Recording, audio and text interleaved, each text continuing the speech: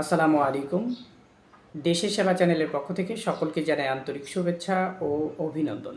আমরা আরও একটি ভিডিও করেছিলাম, সেখানে আমাদেরকে কল করে আরও কিছু প্রশ্ন আমাদেরকে করা হয়েছে। সেটা বলল যে আমি যারা কল করেছে তাদেরকে আমি এই বিষয়গুলো বুঝিয়ে বলে দিয়েছি। এখন যারা আসলে কল করেননি বা আজ থেকে আরও 2 মাস, 6 মাস, 1 বছর পরে এই ভিডিওটা দেখবেন, তাদের জন্য আবার ভিডিওটা মেক করা। আসেন, হ্যাচারি করতে গেলে আপনার কি করতে হবে? আমরা কি আগেই মুরগি লালন পালন করে প্যারেন্টস করে ফেলবো, দেন আমরা মেশিন কিনে বাচ্চা উৎপাদন করা শুরু করে দিব? এই ছিল প্রশ্ন। তাহলে আমরা যদি এটা চিন্তা করে থাকি, এই প্রশ্নের উত্তরটাই আমরা আজকে দিয়ে এই ভিডিওটা কমপ্লিটলি শেষ করব। তাহলে আজকের টপিক কি? আজকের টপিক হচ্ছে যে আমরা কি আগেই হ্যাচারি করে ফেলবো। দেন এইখানে যে বিষয়টা ক্লিয়ার করতে চাই আমি, আপনারা প্রথমেই প্যারেন্টস করবেন না, প্রথমে হচ্ছে মুরগি লালন পালন করা শুরু করে দিবেন না, প্রথমেই মেশিন কিনবেন না, প্রথমেই বাচ্চা উৎপাদন করবেন না। তাহলে কথাটা কেমন হয়ে গেল যে আমরা কি কিছুই করব না? না, অবশ্যই করবেন। সেখানে যদি আপনাদের মূল লক্ষ্য থাকে যে আপনারা হ্যাচারি করবেন, বাচ্চা উৎপাদন করবেন এবং বাচ্চা বাজারে বিক্রয় করবেন, তাহলে প্রথমত আপনার কাজ কি? প্রথম কাজ হচ্ছে যে আপনি কোনো না কোনো প্রতিষ্ঠানের সাথে যুক্ত হতে হবে যারা বাচ্চা উৎপাদন করে। তাদের কাছ থেকে আপনার বাচ্চাটা ক্রয় এবং বিক্রয় নিয়ে কাজ করতে হবে। প্রথমত মার্কেট সেগমেন্ট আপনি তৈরি করতে হবে, ফিল্ড তৈরি করতে হবে যে আপনি বাচ্চাটা উৎপাদন করলে বিক্রয় করবেন কোথায়। আপনি কোনো একজন ব্যক্তির মাধ্যমে আশ্বাস নিয়ে যে ভাই আমি আপনাকে ব্যাকআপ দিব বা আমি আপনার বাচ্চাটা চালায় দিব, এমন কোনো ডিলারের কথা শুনে আপনি সরাসরি প্যারেন্টস করবেন না, মুরগি লালন করাই শুরু করবেন না।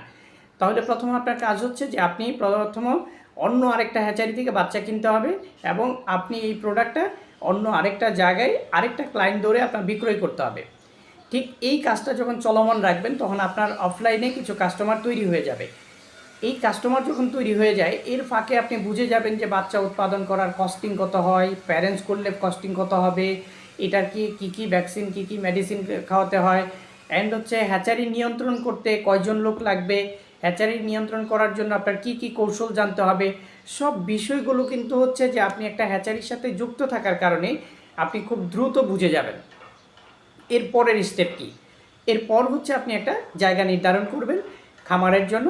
দেন হচ্ছে খামারে আপনি বাচ্চা তুলবেন এবং এই হ্যাচারির সাথে যুক্ত থাকতে থাকতে আপনি বুঝে যাবেন যে কোন মানের বাচ্চাটা দিয়ে আপনার প্যারেন্টস করতে হবে। দেন ওই মানের বাচ্চাটা কিন্তু হচ্ছে তখন আপনি প্রপারলি এক্স্যাক্টলি বাচ্চাটা পাবেন। আর শুরুতেই যদি মনে করেন যে না আমি প্যারেন্টস করে ফেলবো, তাহলে আপনি ভালো মানের বাচ্চাই খুঁজে পাবেন না। আপনি যাকেই বলবেন তারা বলবে যে হ্যাঁ আমি খুব কোয়ালিটিফুল বাচ্চা আপনাকে দিচ্ছি, কিন্তু দিন শেষে গিয়ে দেখা যাবে আপনি সেই বাচ্চাটা 100% কোয়ালিটিফুল পান নাই। আপনি জানেনই না যে প্যারেন্টসের বাচ্চা কোন কোন মানের হতে হয় এবং প্যারেন্টসের জন্য পুরুষ কীভাবে দিতে হয়, মুরগিটা কত পার্সেন্ট রাখতে হয়, কত পার্সেন্ট মুরগির সাথে কত পার্সেন্ট পুরুষ রাখতে হয়।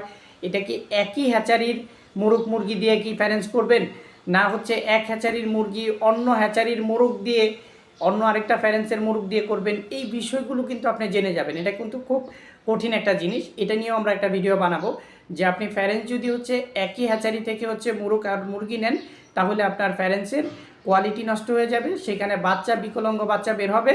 কারণ হচ্ছে একই হ্যাচারির বাচ্চা যদি হয়, তাহলে তারা সম্পর্কে হবে ভাই এবং বোন।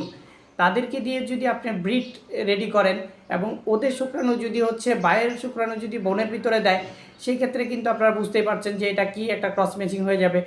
সেক্ষেত্রে হচ্ছে যে ইনব্রিডিংয়ের যে বিষয়গুলো সেখানে চলে আসবে। তাহলে আমরা বুঝতে পারি যেহেতু তারা একই হ্যাচ থেকে বের হচ্ছে, বাবা এবং মা হচ্ছে একই সাথে আছে, সেখান থেকে ডিম বের হয়েছে, সেই ডিম থেকে বাচ্চা ফুটছে, আপনি নিয়ে প্যারেন্টস করে ফেললেন। দেন আপনি প্যারেন্টসে কিন্তু স্ট্রং একটা প্যারেন্টস হবে না এবং এটা কোয়ালিটিফুল প্যারেন্টস হবে না। সেইখান থেকে যে ডিমটা আসবে, সেই ডিম থেকে আপনি ভালো মানের বাচ্চা কখনোই উৎপাদন করতে পারবেন না। তাহলে আপনি যদি এটার সাথে যুক্ত থাকেন, আপনি বুঝে যাবেন আমাদের করণীয় কী। আপনারা যারা হচ্ছে এই সেক্টরে আসতে চাচ্ছেন বা দীর্ঘদিন যাবৎ আছেন, এখন আপনি প্যারেন্টস নিয়ে কাজ করবেন, তাদের সাথে তাদের জন্য একই পরামর্শ যে আপনারা কোথায় এই বাচ্চা উৎপাদন করা হচ্ছে এবং ছোট হ্যাচারি কোথায় আছে যারা 2000, 4000, 6000 বাচ্চা উৎপাদন করতেছে, তাদের সাথে সরাসরি পুরো হ্যাচারির বাচ্চাটা কিভাবে কিনা যায় খুব অল্প পয়সায় এবং অল্প টাকায় কিভাবে কিনতে পারবেন, 2 টাকা প্রফিট করে কিভাবে আপনার বাজারে বিক্রয় করতে পারবেন, সেটা সুপরামর্শের জন্য আপনারা আমাদেরকে কল করতে পারেন। আমাদের পরিচিত অনেক হ্যাচারি আছে যারা খুবই অল্প বাচ্চা উৎপাদন করে থাকে। আপনারা সরাসরি তাদের সাথে কাজ করতে পারেন যে ভাই আমি এই মেশিনে 5000 ডিম বসানো আছে, আপনার বাচ্চা বের হবে কত, উনি বলে দিতে পারবে, প্লাস মাইনাস হয়তো এদিক সেদিক একটু হবে, যে এতগুলো বাচ্চা বের হতে পারে। দেন হচ্ছে আপনি সেই পুরো মেশিনের বাচ্চাটা যদি আপনি কিনে নেন, আপনি কিন্তু অনেক কম প্রাইসে কিনতে পারবেন এবং সেটাকে বাইরে একটু হাই রেট করে আপনি বিক্রয় করতে পারবেন। এতে একটা সম্পর্ক তৈরি হয়ে যাবে হ্যাচারির সাথে। আপনি হ্যাচারিতে আসা যাওয়া, মেশিনম্যানের সাথে কথা বলা, এবং হচ্ছে যে এটাকে ডিম গ্রেডিং কিভাবে করে, বাচ্চা গ্রেডিং কিভাবে করে, এই বিষয়গুলো আপনি টোটালি শিখতে পারবেন। এবং দেন আপনি কিছুদিন পরে গিয়ে আপনি আস্তে আস্তে নিজেই শুরু করেন। তাহলে আমরা আজকের আলোচনায় কি বুঝতে পারলাম, যে আপনার হ্যাচারি করার আগে অবশ্যই কোনো না কোনো হ্যাচারির বাচ্চা নিয়ে আপনার মার্কেটিং করে আপনার একটা ফিল্ড রেডি করতে হবে। ফিল্ডটা রেডি করার পরে গিয়ে আপনার নিজস্ব হ্যাচারি করতে হবে। আপনারা যদি হ্যাচারি কেউ করতে আগ্রহী হন তাহলে আমাদের সাথে যোগাযোগ করতে পারেন, আমরা এই বিষয়ে পরামর্শ দিয়ে থাকি। তবে একটা জিনিস মনে রাখবেন, আমরা কোনো মেশিন বিক্রয় করি না। আমরা বিক্রয়ের জন্য আপনাদেরকে আমাদের সাথে কথা বলার জন্য, দেখা করার জন্য আমরা বলি না।